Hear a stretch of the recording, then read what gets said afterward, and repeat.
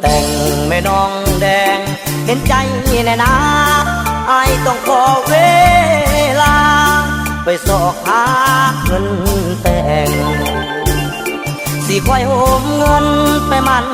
หมายแก้มแดงเข้าก็ยากมากก็แพงนวลน้องแดงจงซื้อคำน้องก็หูยุกนี่ยุกของแพงกำมาก่อนขายแห้งตากแดดเพื่อใครไหลซ้ำเอาเงินอยู่ใสมาซื้อใจคนงามคนหาเศร้ากินคำเห็นใจแน่นาความจนเสียใจเขาลืมไหลหาเก่า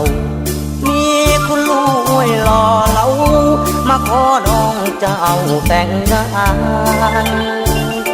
ได้หับบัตรเชิญให้ไอ้มาร่วมงานพ่อแม่น้องคงซื่นบานส่วนไอ้นั้นมันน้อยใจจนเงินแต่งบ่ได้น้องแดงมาคองจนทั้งเงินทั้งทองพร้อมกระดองของใสขาดเกินเงินคำบ่ได้ผลงามเคียงกายวาสนาผู้หายบ่หวังได้แต่งน้องแน่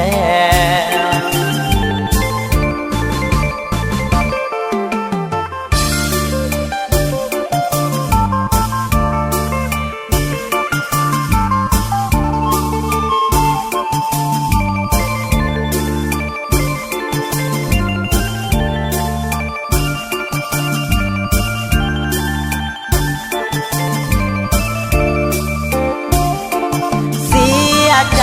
เขาลืมไหลหาเก่ามีคุณลูกหล่อเหลามาขอน้องเจ้าแต่งงานได้หับบัตรเชิญให้ไอ้มาร่วมงานพ่อแม่น้องคงซื่นบานส่วนไอ้นั้นมันน้อยใจจนเงินแต่งบ่ได้น้องแดงมาคองจนทั้งเงิน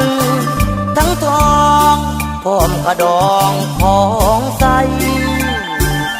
ขาดเกินเงินคำบ่ได้ผลงามเคียงกายวาสนาผู้หายบ่หวังได้แต่งน้อง